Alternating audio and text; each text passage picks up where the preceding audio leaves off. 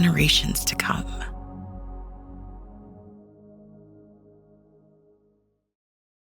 Welcome to another edition of the TDN Writers Room podcast. My name is Bill Finley. I'm a correspondent for the TDN. I also co-host the Down the Stretch radio show on Saturday mornings on Sirius XM with Dave Johnson. And my name is Randy Moss. As you can probably guess, I'm with NBC Sports. Zoe Cabin with First Racing and First TV. Randy, did you get some sunburn there when you were in Cabo? Are you covering your head for the sunburn? I did get a little sunburn. And then I was in Dallas after that, where it was 88, 89 degrees, playing a little golf. So I've got better than your normal Minnesota tan working right now, I think. Tough life. Yes, it is indeed. So anyway, guys, it's a week and a half out from the Derby. Now we're recording this on a Tuesday. So if by the time this hits your computer screens or wherever you get your podcasts, as they like to say, some of the news may have changed. But let's tell everybody what we know at this point.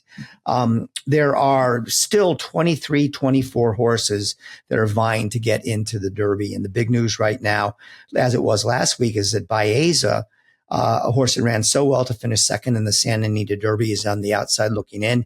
He's in 23rd place right now. So he needs a lot of luck, or we don't ask for this. We hope this doesn't happen, but for a couple horses to get injured to get into the race. And that's going to be one of the big stories, I think, going into it is, how the Santa Anita Derby runner-up was kept out of the race.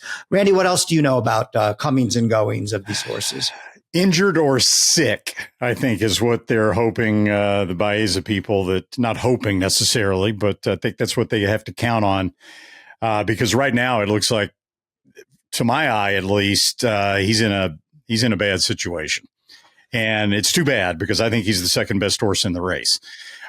Built is scheduled to work this week for Eclipse Thoroughbred Partners and trainer Wayne Catalano.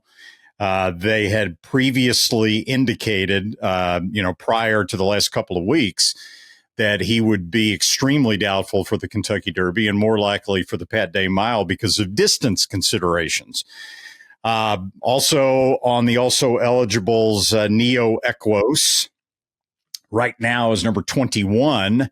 They are pretty much banking on Built not running in the Kentucky Derby to put them in the field. And they certainly have an intent to run if they can. Otherwise, they're looking at the American Turf for the first turf start for Neo Equos. And then there's Render Judgment, who's number 22, just ahead of Baeza. I think he more than likely would run if the possibility existed. If you go way back in the day, okay, when racing was much more of the sport of kings than it is now, a lot of the elites owned horses, it was considered a faux pas. It was considered to be bad form to run a horse in the Kentucky Derby that had really absolutely no chance, that you knew was going to be a 30 or 40 or 50 to 1 shot. That's totally gone. That's totally turned on its head. Now it's all about getting the experience of Derby Day and being able to say that you started a horse in the Kentucky Derby, even if you ran 16th or 17th. Used to be a trainer could tell an owner, we've got no chance in here. Let's point for the Peter Pan. Yeah. Nowadays, people that know nothing about racing would say, oh, that's cute. You ran your horse in a race named for Peter Pan. What about the Kentucky Derby? Have you ever had a horse in the Kentucky Derby? So that you're going to have 20 horse fields filled with long shots, probably forevermore, the way it's looking right now. And that's exactly it nowadays. Everyone wants to know if you meet a trainer, if you meet a jockey, if you meet an owner, if you run a horse in the Derby. It's $1 billion business just getting to the Derby. Doing the walkover is huge. You've already won. There are no losers in this year's Kentucky Derby, as far as I'm concerned. You're already a winner because you made it and you're in, whether you deserve to be there or not, or whether we think you should be there. You've got the points. You're in, you're already a winner. And that's what it's all about. It's not so much winning the Derby anymore.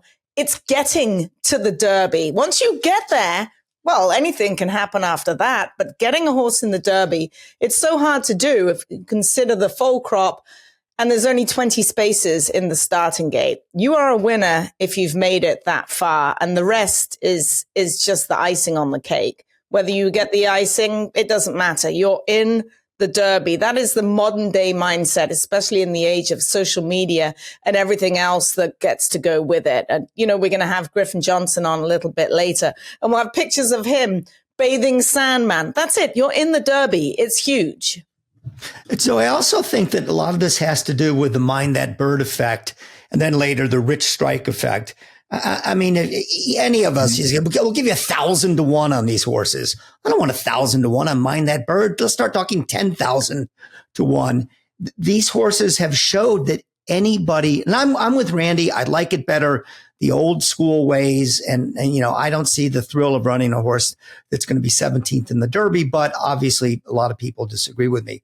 But I think especially with Mind That Bird 1, people say, just get in the race. It's kind of like with the baseball, the World Series, just get in the playoffs. You never know what's going to happen. So I think that's had an effect on it too. And Randy, just before we went on, I texted Aaron Wellman, who's a Clips Thoroughbreds owns Blink. And I said, Aaron, have you made a decision about Built yet?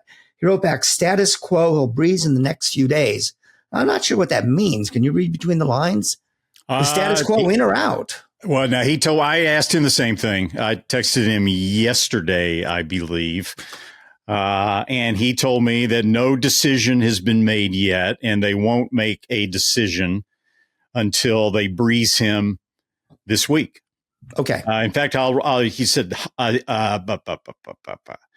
he said, seeing how he breezes this week. My reply was, okay, thanks. Sounds like he's in. No reply. All right. So that's the situation with that. And another funny thing about this, and Zoe, you can tackle this. If things don't break his way, Flavian Pratt doesn't have a mount in the Derby. Can you imagine that? The guy who is just the hottest jockey in the world right now, winning everything left and right. How the heck did that work out? Now, he will ride Baeza if Baeza gets in. But if Baeza does not get in, I haven't heard any trainers talking about sacking their jockeys. And there's a lot of kind of lesser named jockeys, much more so than normal in this Kentucky Derby, the Nick Juarez's of the world and everything. But it looks like Pratt might be watching this from the jocks room. Trainers are being very loyal this Kentucky Derby. Other than obviously Hector Berrios was riding Baeza, Lee Searing with CRK, it's his decision. Obviously, if you can get Pratt, you're going to get Pratt, right? No slight on Hector Berrios, who's done a fantastic job with this horse. Not John Sheriff's decision. It was the owner's decision with that. I think, Randy, you said that Pratt might ride Neo Equos if he gets in. Yeah, he will, apparently. Mark Cornett, the co-owner of Neo Equos, C2 Racing, told me yesterday or the day before that they would run if they could get in, and that Flavian Pratt would be aboard if Baeza doesn't get in. Which is a shame. And, Pratt's agent playing the long game, they really hope Baeza gets in because he has a significant shot in this year's Derby. He worked brilliantly just a couple of days ago. And then, we're talking about horses getting in and, having to scratch a horse because it gets sick or maybe didn't jump through all the hoops for the vet. What about all the jocks going in? Every other day you have a jock that might break a collarbone, do a knee, hurt his ankle in the starting gate. Pratt's on the sidelines looking in. So he's there as a reserve. He could easily hop on any mount should an unfortunate situation come along where someone breaks a pinky, breaks a toenail, whatever it is, he's available, which is a big plus as well. And Zoe, you've been watching the California contingent work out before they left for Churchill Downs. I don't know if some have left, I guess now, and maybe some haven't. But you say you've been very impressed with the whole lot of them. Tell us more. People want to, pee on California racing. Go right ahead. But look at the hand that California has going into this year's Kentucky Derby. It's a damn shame they made the point system as it is, with having 4 or 5 runners, that the points need to be reduced because any other year Baeza would be in. I spoke to John Sheriffs about this and he simply said, it is what it is. What can I do? He's disappointed, but it is what it is. So Baeza is on the outside looking, and he worked terrifically. Came home like a steam train. Hector Berrios very nicely worked him, even though he's not going to retain the mount should he run in the Derby. And he went off at like 52 and change, probably too slow, but came back like a rocket ship. Journalism continues to impress in the morning. He was on the inside of another horse working, and they just kind of shoved him along. He had a very sharp work in 47. Citizen Bull worked with the blinkers off behind another horse, did that very nice. Bob's still on the fence. I tackled him and said, blinkers on or blinkers off? He's like, I think I'm going to wait until I really have to make the decision. So that's on the fence there. He worked very well. And Rodriguez, he's still a big baby Huey, but all four of these are coming into the Kentucky Derby as well as they possibly can. And weather plays a big factor out here in Southern California. Oh, one other thing I want to discuss quickly, and we're talking about the Kentucky Derby effect and getting into it. The Netflix show is starting tomorrow called Race to the Crown. Have you guys seen the trailer to it? I have, yes. Oh, it's spectacular. I really like it. Excellent. You want to talk about people getting Kentucky Derby fever? I go to Rotten Tomatoes to get my reviews, and they usually just down everything. They're the biggest Debbie Downers ever, and they gave it a big thumbs up. The trailer looks fabulous. I will try to be watching that in the next couple of days. Yeah, it looks interesting. Yeah, I think it'll be fun. The TDN Writers Room is brought to you by Keeneland. The catalogue is out for Keeneland's April Selected Horses of Racing Age sale to be held Friday, April the 25th, at the conclusion of the day's races. Entries include several horses coming off winning maiden races. You have stakes winners like Normandy Coast, who won Keeneland's Palisades Stakes, and Star of Wonder, a four-time winner who is a half-brother to multiple Grade 1 winner, She Dares the Devil. Find the enhanced digital catalog at Keeneland.com or pick up a print copy at Keeneland beginning on Thursday. Still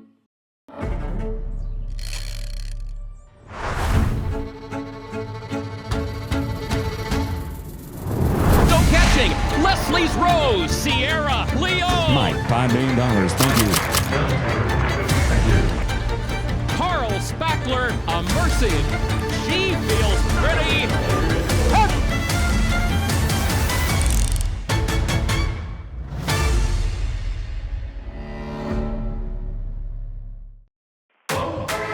And the fastest horse of the week this week is brought to you by Independence Hall, one of those fast sires at Windstar Farm at the OBS April sale. This was hip 619. A colt by Independence Hall sold for $700,000 last Thursday after breezing a quarter mile in 20.2 seconds, tied for the fastest quarter time at the sale.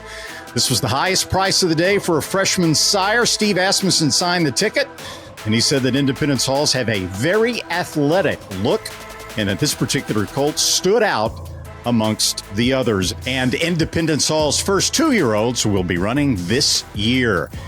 Now, the fastest horse of the week, Godolphin's First Mission, courtesy of his victory in Saturday's Oaklawn Handicap. It was almost a year ago that First Mission ran a 106 Beyer speed figure in the Ali Sheba Stakes on the Kentucky Derby undercard. At that point, it looked like he was going to live up to his potential. Then he came up flat in the Stephen Foster and the Whitney. They gave him time off to eat some grass, in trainer Brad Cox's words. 7 months later, he came back in the Razorback, finished third, and then he came up huge this past weekend. The 5-year-old son of Street Sense drove past defending champ Skippy Longstocking and then the red-hot Banishing to win the Oaklawn Handicap by daylight with a career-high 109 Beyer speed figure. About 2.5 hours before that, Cox also sent out the second fastest horse of the week, Just a Touch, who earned a 104 Beyer with his allowance win at Keeneland, also at 1 mile and an 8. Now we welcome in the Gainesway guest of the week, and it's a young man by the name of Griffin Johnson. May not be that familiar with in horse racing circles, but to the general population, he is very well known. He's an influencer, which means he has 6 zillion followers on TikTok and Instagram and all that. Griffin, before we get into racing stuff, and you are on because you're part owner of Sandman, but for those of us who were born before the social media craze took off, what is an influencer? Well, thank you for the intro. I appreciate that. I would say an influencer, at least for me, is someone on the internet that's able to kind of, captivate the culture of the iPhone, or I guess any internet device, and, make content that people enjoy, whether that's horse racing, whether that's cooking, cleaning, anything in between, really. Just, putting content out there that helps people or gives them entertainment, really. And if you can influence Sandman to run another big race in the Derby, you got something there, huh? Yeah, we'll see how great of an influencer I really am, I guess, going up here. So how did you get involved? How and why did you get involved with the ownership of Sandman? Yeah, that's a great question. It actually was kind of just random. I run a venture capital fund, Animal Capital. That's kind of my second job aside from influencing on the internet. And I had a mutual friend that had someone that worked at West Point that they knew. And they connected me with America's Best Racing and told me about their program.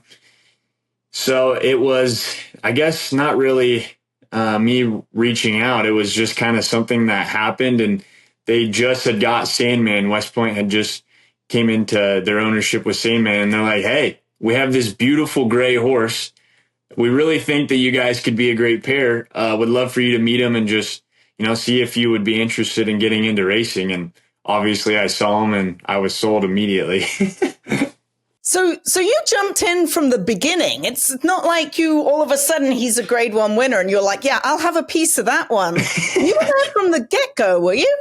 Yeah, I mean, it's just like anything else. Once he starts winning, people start paying attention. So now they see me and Sandman and, all of our content on the internet. But yeah, I jumped in, from day one. We hadn't even seen him really train or do anything yet. So yeah, it was kind of a I trust you, you trust me moment. And, luckily, no matter how much money you spend or how much prep you put into it, you never know if you're going to get a true winner. So I just thank my lucky stars that I got a piece of Sandman out of all the horses. You know how lucky you are? I mean, someone should just be rubbing you or something. You are a lucky SOB.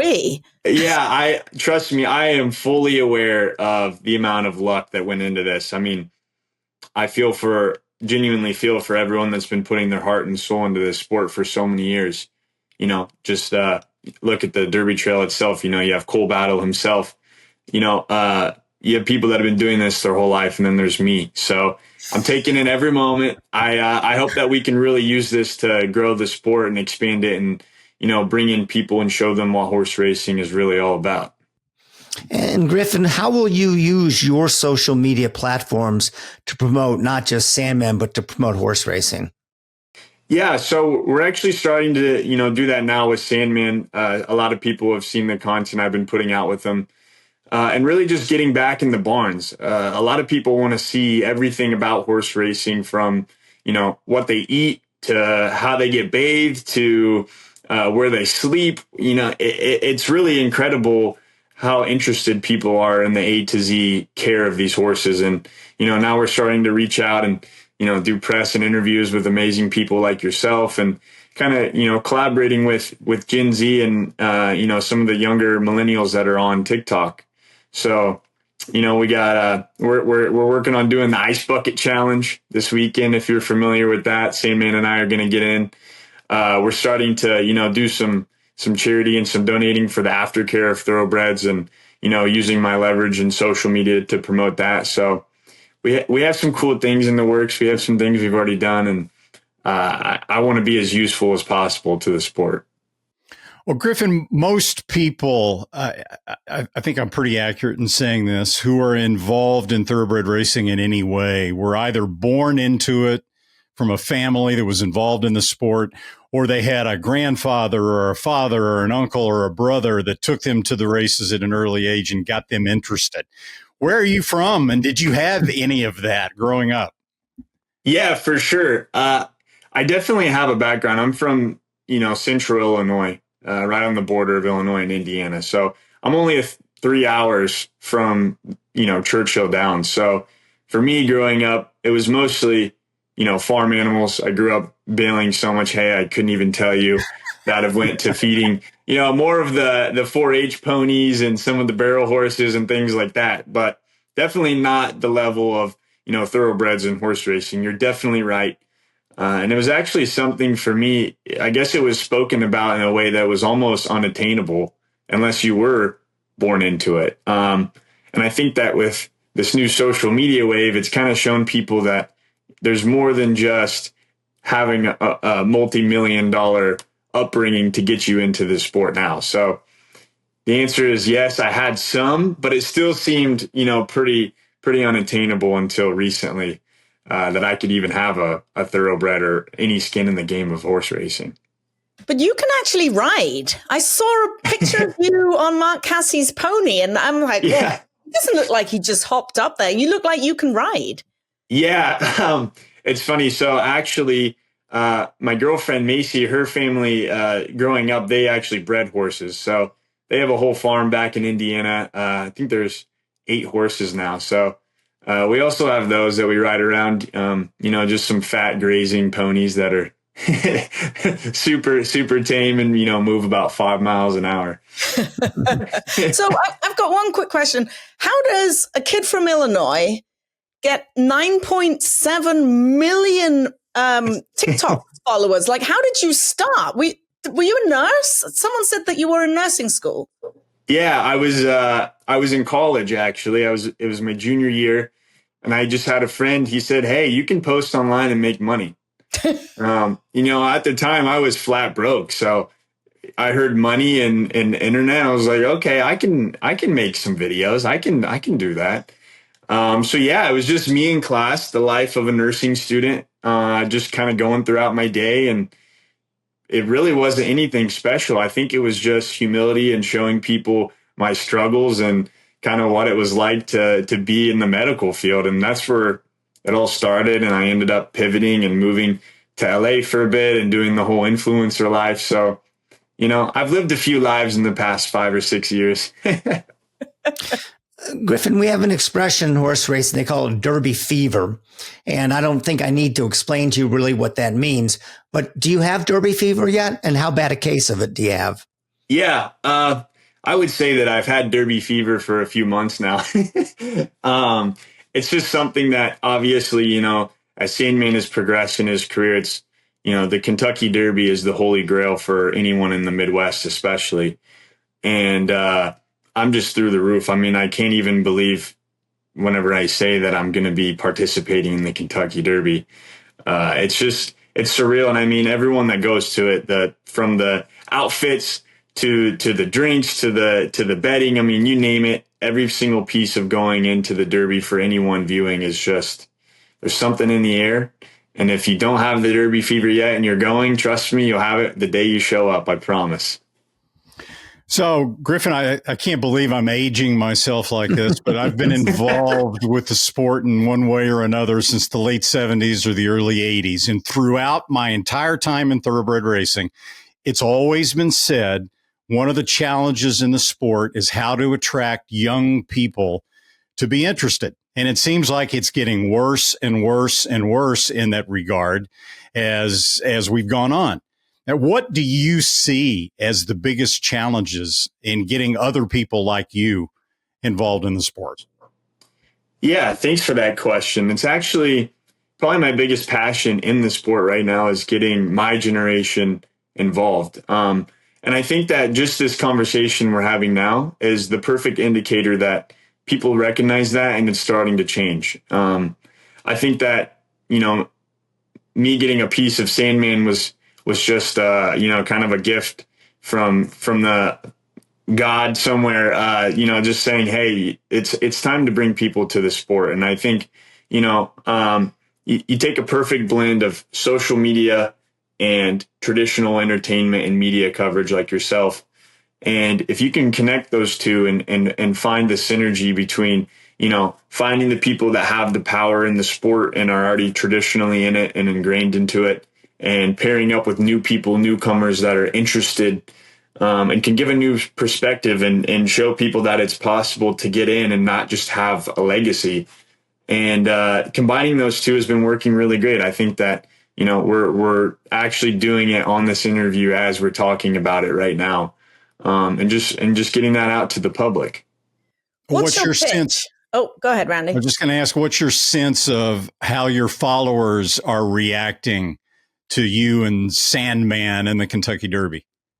Yeah, that's another piece. I think with horse racing, I say this all the time, it's the easiest sport in the world to sell. I mean, it's obviously the oldest sport in America for, a reason. We're talking 151 years of the Kentucky Derby alone this year. And you're curating culture with horse racing. You have the amazing outfits, and the class and respect that comes with it. There's a thumbs up. Once again, you have the drinks, you have the gambling and putting in the money aspect of it.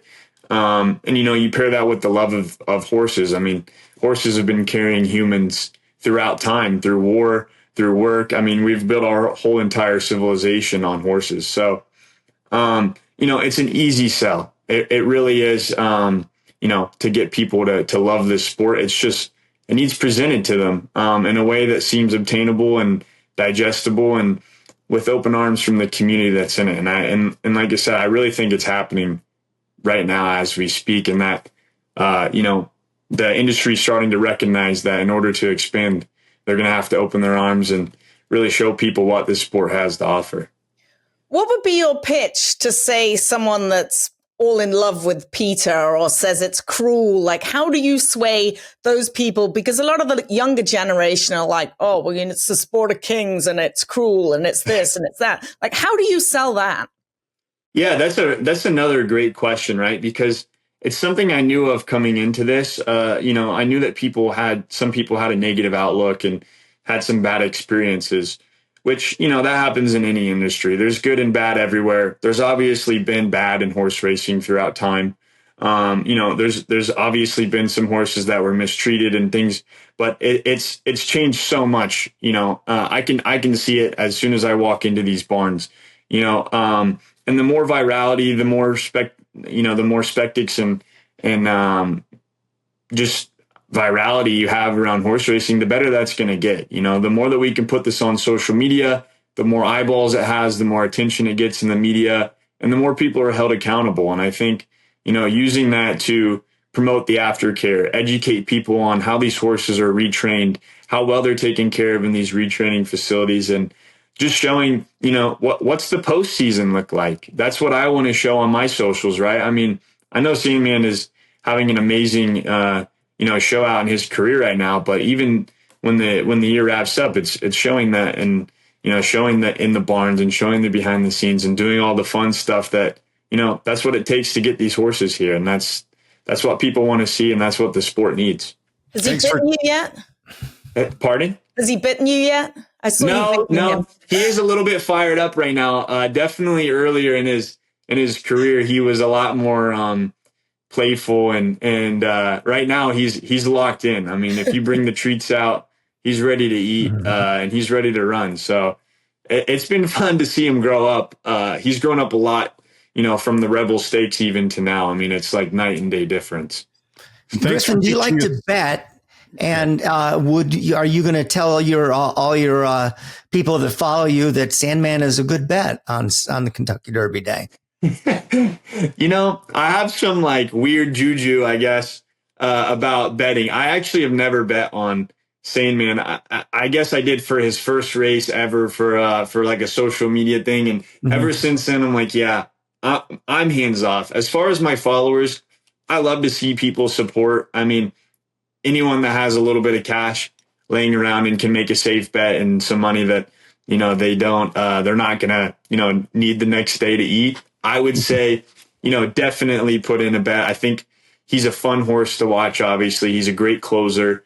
And for anyone watching, it's just that adrenaline rush of him coming out the gate. He's going to be mid-pack to sitting back a little bit, and he's going to come out strong in the end. So for anyone that wants a nice adrenaline rush, definitely put in a little bet on Sandman and let it ride.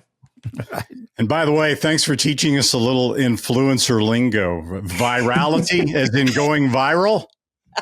Yeah. Virality as in how many eyeballs and how many views can you get on a piece of content? All right. What are you wearing? What are you wearing to the Derby? Oh, I thought you meant my custom Sandman t-shirt I'm wearing. That's cool. But what kind of suit are you wearing to the Derby? Yeah, I'm actually working on making a custom Sandman suit. So I got some patches and some stuff I'm gonna get sewn on to my suit. So if you see me on Derby Day, you'll see me with a little Sandman suit on. All That's right. so cool. I got to log into TikTok. Hang on just a second here. Yeah. Did you watch the Netflix thing yesterday? Yeah, I've been watching it. First 2 episodes, phenomenal. I think it's what the sport needs. Reaching out and getting, the only way you can get a new audience is by, reaching out. And I think that, obviously we saw with F1, their documentary and their series completely changed the sport. And I think right now with the Netflix series, as long as, once again, we keep doing things like this where we reach out to other audiences and expand, I think it's going to do great things and bring a lot of new people. It's showing them, the show's a little bit more of like the Kardashian style of it, right? It's a little bit of the fancy, which is honestly, it's fun. Like that's why, that's the side of the sport that makes it fun. People can see the dynamics between, it's interesting because I always say horse racing is kind of like a melting pot. You have anywhere from multi-billionaires all across from that own sports teams or own burger joints or, it's just crazy to see all those people together. And I think that that's a really cool aspect of the sport. Also, with the jockeys and kind of seeing how the inner works are between the athletes is cool too. So, to answer it in a nutshell, I love it. Everyone's probably got a suit you could borrow. You know that, right? I was thinking that. You're probably right. No, don't do it. Don't do it, Griffin. All right. I think if Randy says so, I'm going to have to definitely, I'll hold back. Well, Griffin Johnson, thank you so much. That was really a breath of fresh air. Thank you on behalf of all the sport for your efforts to bring in a new generation and the new eyeballs. Good luck to Sandman and the Kentucky Derby. Thank you very much. And once again, thank you guys for your time. I really appreciate, you guys taking a chance on a young buck trying to bring some new people in. So thank you guys as always. And really look forward to the Derby. Hopefully we can get a win here. Okay. Thanks, Griffin. Yeah. Good luck. Griffin Johnson's appearance as our guest of the week was brought to you by Gainesway, home of America's most dominant sire, Tappet. As usual, Tappet is in the news thanks to his colt Sandman, among the leading contenders in the Kentucky Derby. It would be Tappet's first Derby winner. That's about the only thing Tappet hasn't done in the breeding shed. He sired 33 Grade 1 winners, 40 yearlings to bring $1 million or more at auction. He had the $1 million session topper at the OBS spring sale. And Tappet's progeny have earned over $216 million on the racetrack, the all-time record for a North American sire. Gainesway, power, passion, performance.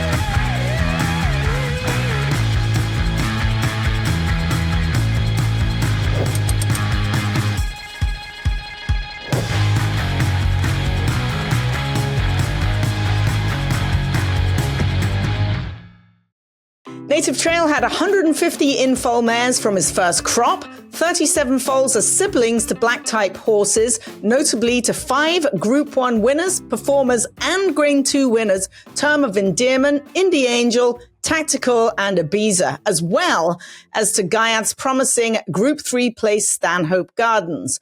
over 115 mares in his first books have a stakes performing sibling, 40 of whom reach Group 1 level, including Pretty Pollyanna, Batil, Kind of Blue, Coronet, and Timepiece. And if that's not enough, over 60 mares have a stakes performing dam themselves. 44 of them won or placed at group level. Native Trail was the undefeated European champion at 2 and the classic winning miler at 3. He has covered over 100 mares in 2025 already, and he stands at Darley's Dalham Hall stud for a mere €16,000.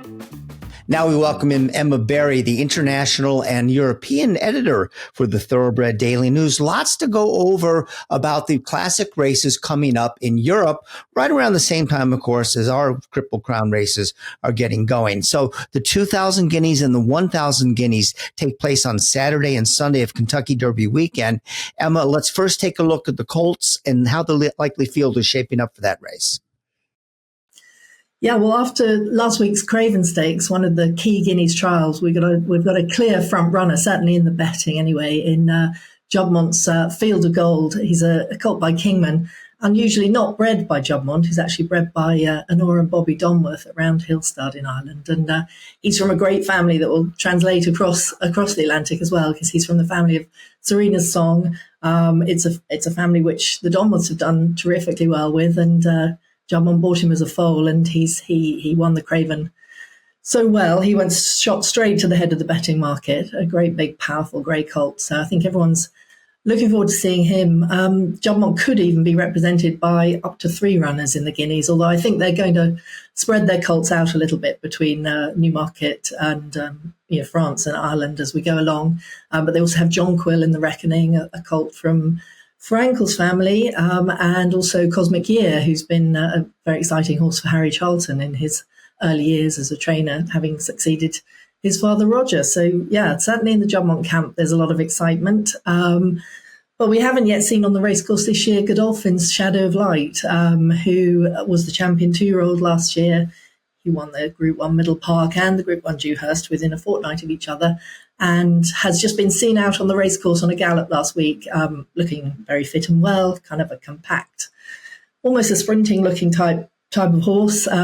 Charlie Appleby is hoping very much that he'll see out the mile. And he also has the Justified colt Ruling Court in the race, who's looking a little bit more ahead to the Derby a month after the Guineas, but will be starting off his British campaign, having won the Jumeirah 2,000 Guineas in Maidan, with a run in the 2,000 Guineas. So there's plenty to keep an eye on. We haven't even seen the potential Ballydoyle colts for this race in action yet either this year. That's Twain seems to be Aidan O'Brien's key representative at Newmarket, Wootton Bassett colt, who was a Group 1 winner last year, over a mile. And it looks like they'll probably be bringing at least Expanded as well to Newmarket, with then Henri Matisse, the Breeders' Cup juvenile turf winner of last year, going more likely to France the week after the British Guineas for the French Guineas.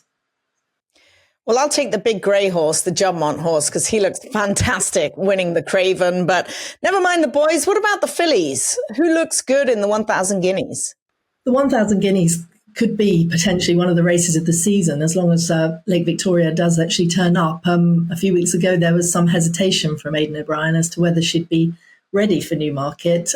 He seemed a little bit more optimistic last week at a press morning. So let's hope we see her. She was fabulous last year, unbeaten, and just looks.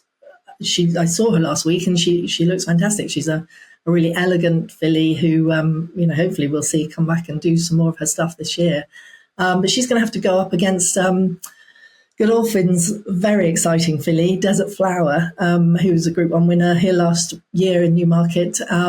She was out the same morning as Shadow of Light, having a racecourse gallop, and I have to say she looked sensational coming up the hill. It's a tricky track. Newmarket has the dip a little bit from home. She came through the dip no problem and up the hill under William Buick, and she's a very tall, quite leggy filly, but handled the undulations there very well. And it could potentially be a really thrilling clash on the Sunday of that weekend.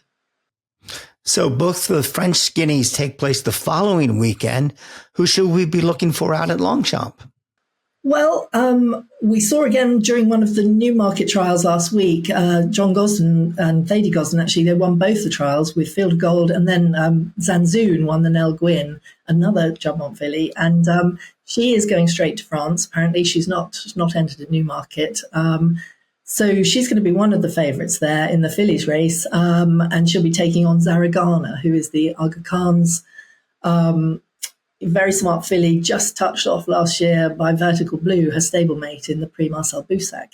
Vertical Blue sold for millions at Tattel's in December to John Stewart, who's an increasingly international owner. He's going to run her this Sunday actually in Hong Kong. Goliath is up in a Group 1, and he could have a French Guineas runner in Vertical Blue, who takes on Zaragana again. Zaragana carries the hopes of the Aga Khan studs, obviously in a sad year, having lost the Aga Khan back in February. But she's terrifically well-bred filly, as most of their, all of their horses are really. She's from the family of Zarkava, who's, was sensational in her classic season. So, that's another potentially very exciting race. And as I think I mentioned, the colts for the French 2,000 guineas could centre around Ballydoyle again with, Henri Matisse, the Breeders' Cup Juvenile Turf winner, likely to be heading there, and Camille Pissarro, who was the Prix Jean-Luc Lagardère winner of last year.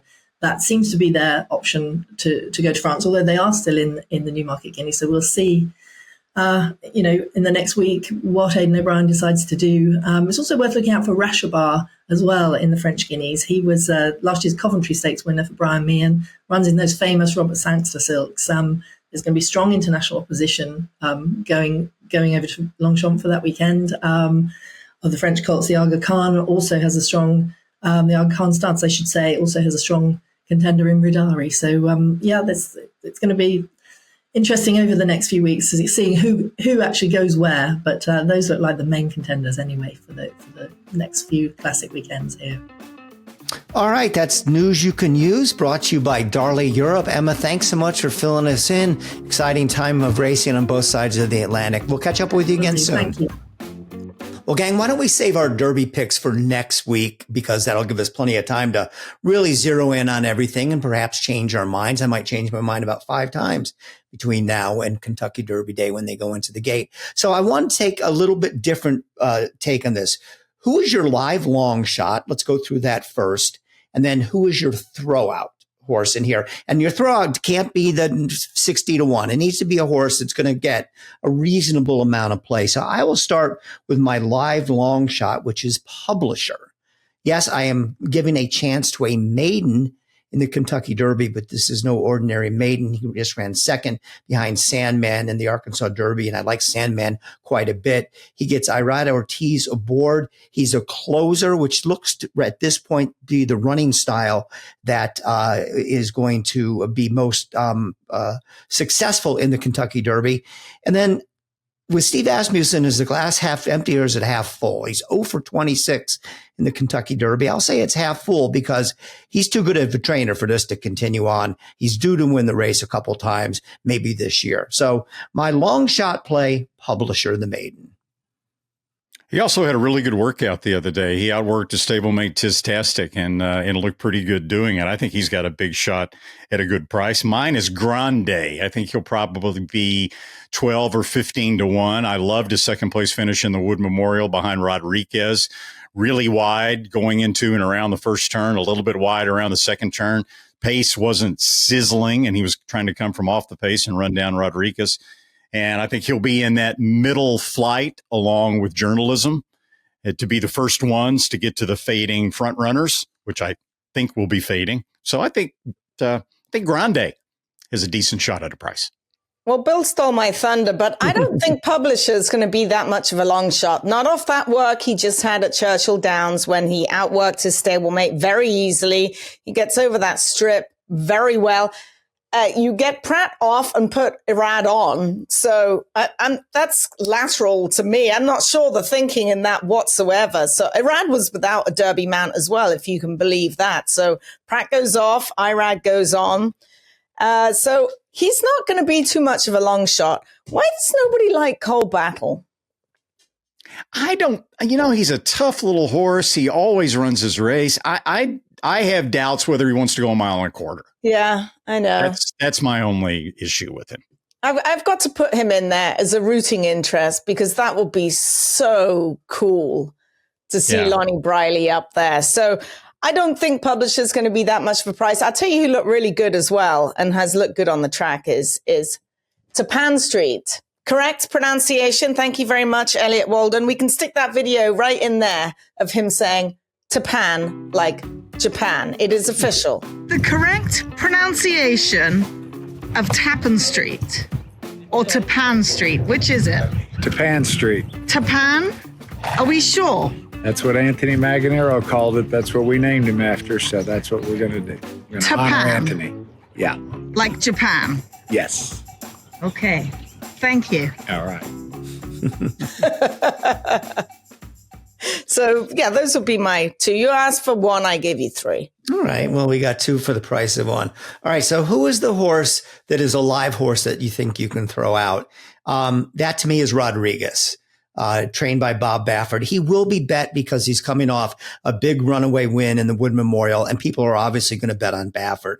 But there's two problems with this horse. First of all, the Wood Memorial, the jinx of Funny Side or whomever. No Wood Memorial winner since Fusiachi Pegasus has won Wood since 2000.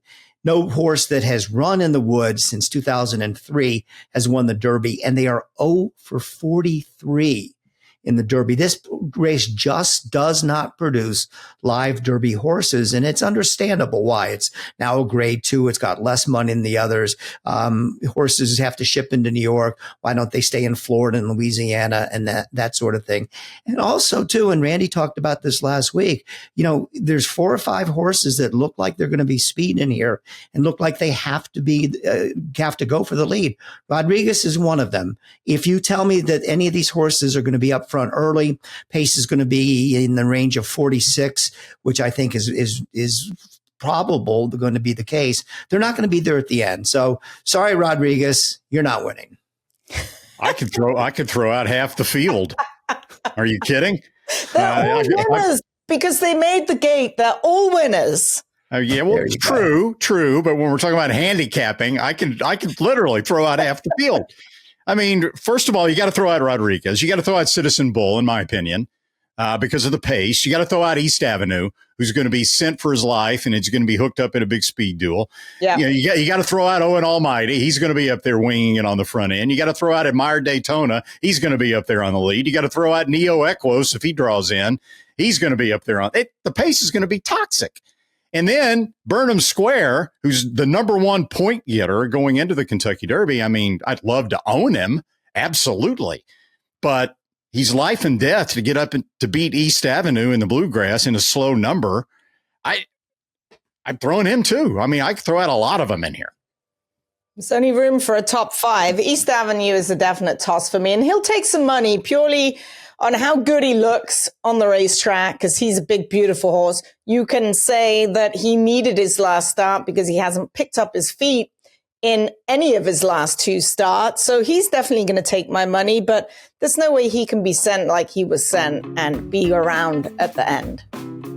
The TDN Writers Room is brought to you by the Pennsylvania Horse Breeders Association, known to most as the PHBA, because we Americans love our acronyms. And don't look now, but a Pennsylvania bred has a serious chance to win the Kentucky Oaks. Simply Joking worked 5 furlongs at Churchill Downs Saturday in company with Drexel Hill, both trained by Whit Beckman. The Oaks fillies went 58.40, not only faster than other Oaks and Derby contenders that morning, but the fastest of 56 works at that distance. 4 Pennsylvania breds have won the Kentucky Oaks over the years, most recently Princess of Silmar back in 2013. Also Saturday at Laurel, 4 Harp and Witty finished 1-2 in the $100,000 King T Leatherberry Stakes for a PA bred exacta. 4 Harp is the son of Wigelia, and his full sister, Disco Ebo, won last week's Premonetta Stakes. To learn more about racing your own Pennsylvania bred, check out the 2025 Stallion and Boarding Farm Directory online at pabred.com, or you can call 610-444-1050. PA bred, I think we've built a brand at this point. It's excitement at every step. Roses for Deborah just set a new track record. On average, for the past decade, Pennsylvania paid over $28 million a year in Breeders' Awards, restricted races, and owner bonuses. Plus, PA breds shine on the world's biggest stage. Just 3 states have bred more Breeders' Cup winners. Learn more at pabred.com. In this week's edition of First Things First, we decided that California has a strong hand towards the road to the Kentucky Derby, so I caught up with the very patient, pun intended, John Sheriffs, Hall of Famer Bob Batford, along with Michael McCarthy to talk about their charges headed to Kentucky.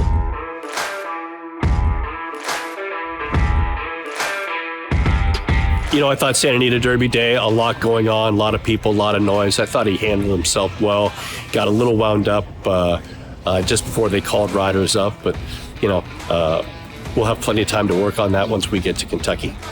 All right. And obviously, that wasn't the trip you wanted in the Santa Anita Derby. How happy were you with the way he actually handled that? Yeah, I thought that was great. I was grateful to see some horses kind of separate themselves, and certainly glad that happened. The 3/8 pole instead of the quarter pole might have been a different story altogether, but he regrouped, was able to kind of find a clear path through the lane and get through the gears and gallop out well. We're either shipping on, I think we're going on the 24th. That was the plan. I said it would be okay to move them up a day so we get there a little earlier, but I don't know if that's going to happen. But we'll go over there and see what happens. What about his work yesterday? I thought his work was great. Yeah, he was had a nice long 7/8, relaxed. Hector Barrios worked him. Did really well. He finished very strongly and looked good doing it. He was very light on his feet. Take me through the works on both of you guys. Citizen Bull, he worked well. I actually let him sit behind a horse, and because he's the kind of horse that once he gets in front, he lags a little bit. He waits on his company, but he actually, I think Martine said he relaxed well behind him. We gave the horse plenty of, distance, because usually he can get to him really quick. But I like the way he worked. I think he's tightening up now. He was a little heavy for the Santa Anita Derby. And Rodriguez, I was looking for just a maintenance type of work. He ran a big race, shipped to New York, came back. He's a lighter frame kind of horse, moves beautifully. I just wanted to get a nice, steady little work into him, finished up well. Very happy the way he went. Going in, we know their style, whether they get it or not. The trip's going to be so important. 20 horses, it's hard. All I can do is focus on just getting them there, feeling, keep them healthy, keep them happy, and the rest, the gates open, you don't know what's going to happen.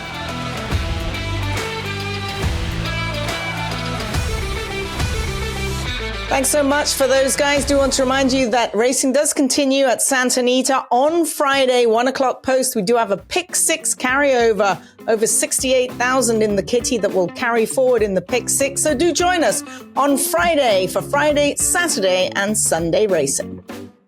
Well, there's also a lot of news made off the track last week, particularly at the OBS April sale, where Ron DeSantis, the governor of Florida, showed up unprompted. We did not know it was going to happen, and gave a speech in support of the effort to block decoupling. And here's what he had to say. He says, "You can count on me as one that is not going to look favorably on legislation that is going to decimate any of our signature industries. I just try not to put my finger in the wind, just do what's right. But on this issue with the horses, it seems to me that we have proposals that will have the effect of harming the industry here in Florida to basically benefit one special interest." Read into that, Belinda Stronach. That's not how you do good policy. Major, major victory for the horsemen, for the people who are fighting to keep Gulfstream Park from shutting down. Randy, what else did you take from this? Well, as we mentioned, I think last week, DeSantis was about the last hope, I think, that the horsemen had to try to block decoupling. And maybe all those things that DeSantis said were his actual beliefs about the situation right now with the horsemen and Belinda Stronach and Gulfstream Park, but also, as we know, money talks in politics. And I think, Bill, you're the one, we talked about this before we started recording this.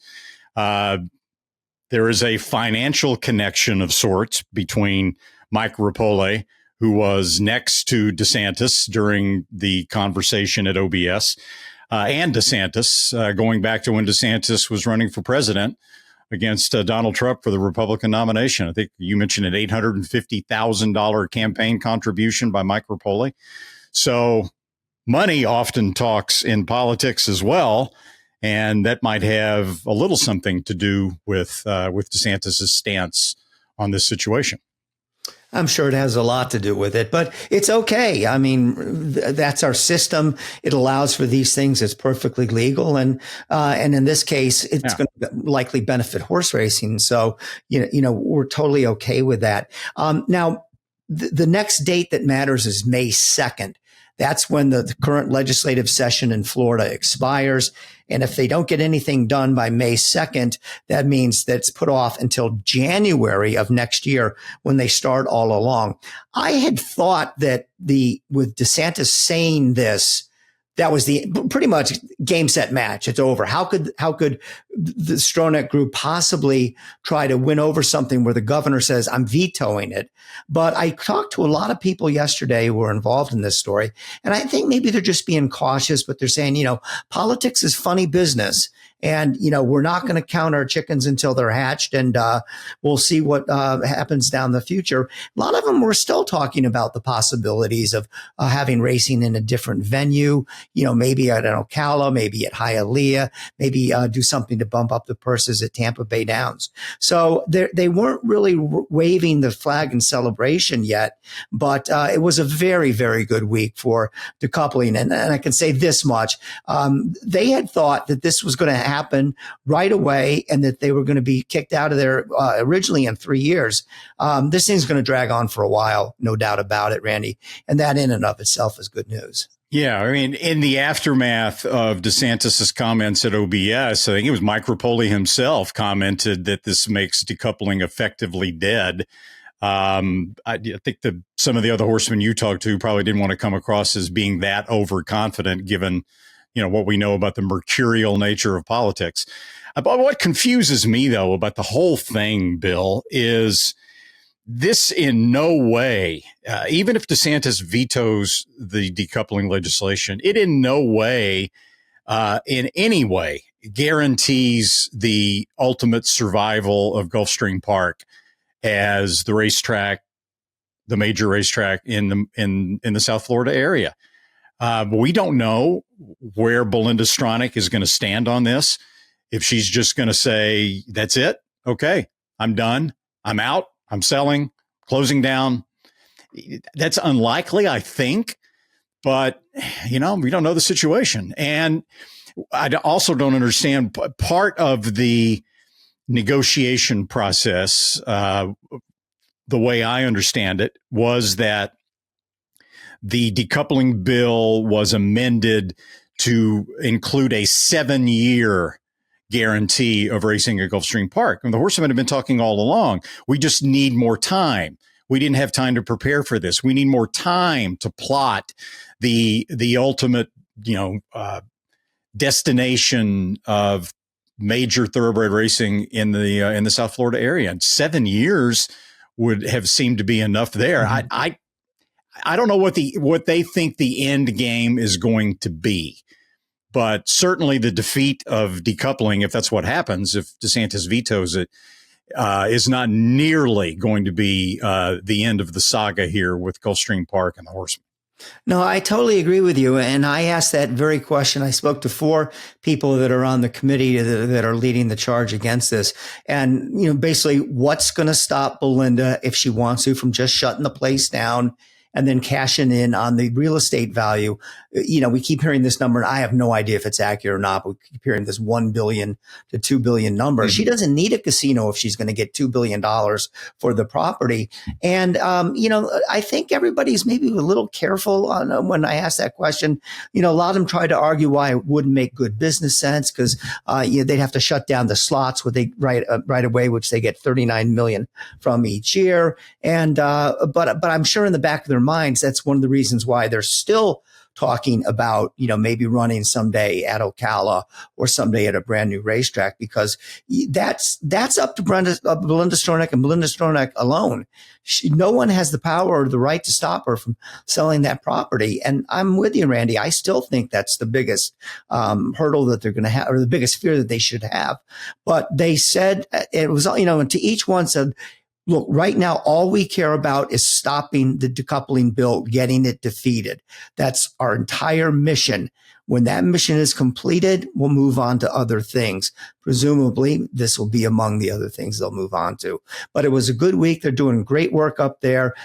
Damon Thayer, who was so well known for helping horse racing in Kentucky when he was part of the legislature there, is sort of spearheading the effort. And, it's the game's not over, but they went up 3-0 in the fourth inning. The TDN Writers Room is brought to you by First TV. Earlier in the show on First Things First, we talked to trainer Michael McCarthy about the Derby favorite journalism. Here's his workout from Saturday. That's journalism on the outside in the light gray jacket, working 4 furlongs in a sizzling 47 flat in company with Phil the Magic. Here's what Michael had to say about the work. Very good work the other day, more or less kind of what we've been seeing all along. Final quarter, 23-2. Wire to the 7/8 pole and about 12 flat. So very pleased with what we saw. He's come back here. He's had a good morning here. He will leave for Kentucky tomorrow.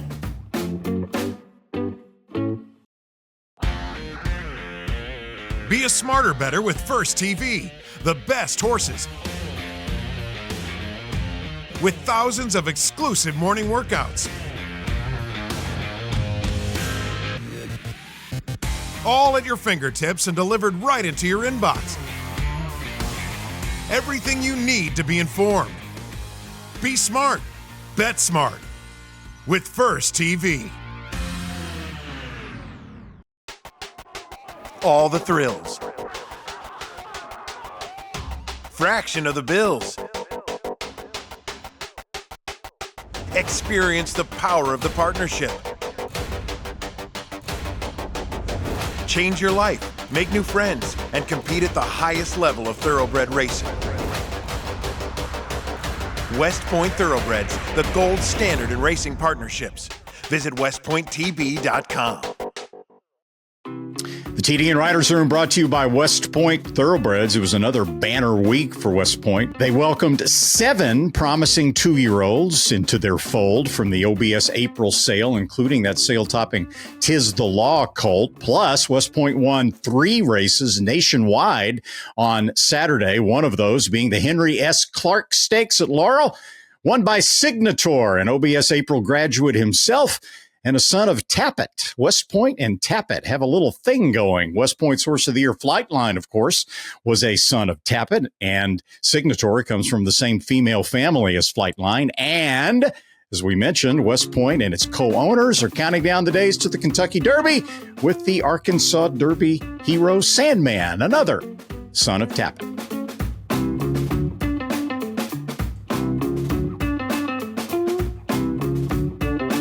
Well, before we wrap the show, I want to mention that Josh Bryan died this week at age 33, and he had something called Golden Horse Syndrome, but he was really making the best of his life. He had gone through the stable recovery program run by TaylorMade and had really not only gotten through that program in excellent shape, but was doing so well that he was hired by TaylorMade.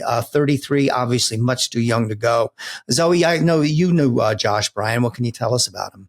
Honestly, I just read about it in the TDN, and Josh was a shining light in the thoroughbred industry, to be quite honest, made me shed a tear. Just a great young man, went through Frank Taylor's stable recovery program. He'd lost both his parents as a teenager, and, with the syndrome that he's had since he's a baby. He underwent multiple surgeries and was just about to, he was on the table and underwent another one to remove some bone, I believe from his tibia, and put it in his jaw. Obviously a very hard surgery to do, but nobody expected him to have such complications and pass away. So a really, really sad story. I know that Frank Taylor treated him like a son. He was one of their own and just a great kid. Always met you with just a wonderful smile. It is truly a very, very sad day in horse racing.